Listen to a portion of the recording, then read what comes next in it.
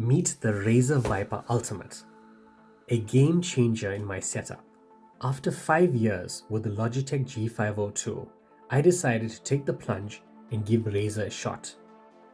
I've been using this mouse for over a year now, and when I bought it, my choice came down to this or the Viper Pro 2. Lucky for me, the Viper Ultimate had a huge discount and even included the charging dock, so I went for that. Let's take a look at the box.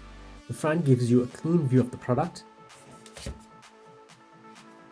and the back highlights the key specs, along with a sneak peek of the charging dock and the USB receiver.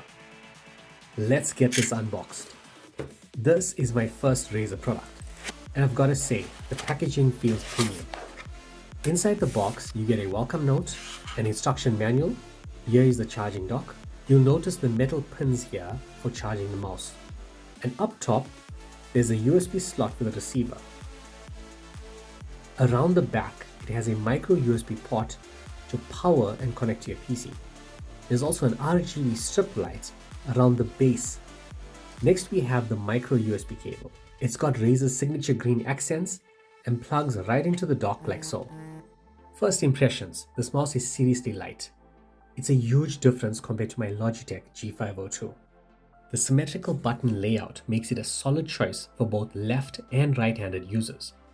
And I really like the grippy texture on the sides. Flipping it over, you'll see the charging contact points, a power switch, a DPI toggle button, and a slot to store the wireless dongle. The setup for the dock is quick and easy. Let's get the setup on my desk. Now, I have heard some people mentioning issues with the dock, like the pins wear out over time, or the process not being very smooth of actually docking the mouse. Personally, I haven't run into any of those problems. Here's a sound test.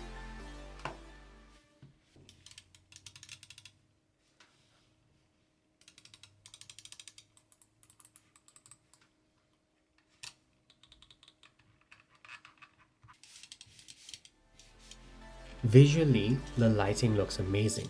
The Razer logo on the mouse and the strip light around the dock are fully customizable. Overall, I'm really happy with this purchase. It's been a refreshing upgrade from the Logitech G502. The battery life is solid, the gaming performance is seamless, and I'm loving the lighter weight.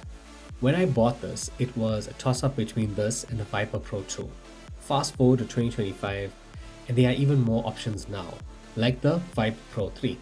Which is definitely worth considering unless you can grab one of the previous two models at a bargain.